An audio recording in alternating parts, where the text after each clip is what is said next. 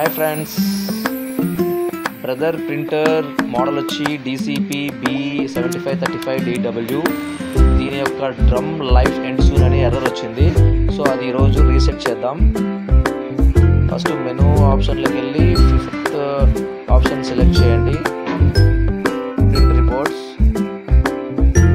దాని తర్వాత print settings. Start button press చేయగానే మనకు ప్రింటర్ యొక్క డ్రమ్ లైఫ్ ఎంత ఉందనేది చూపిస్తుంది. అది చూసిన తర్వాత మనం రీసెట్ చేద్దాం.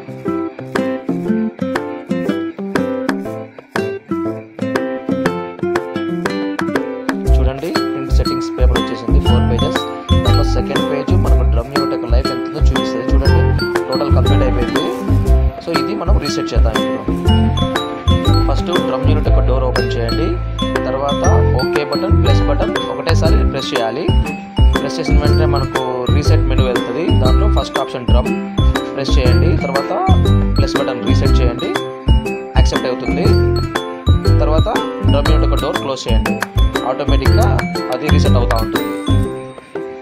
అయిన తర్వాత మనం ఒకసారి మళ్ళీ దాని లైఫ్ ఎంత ఉందో చెక్ చేద్దాం ప్రింట్ తీసి.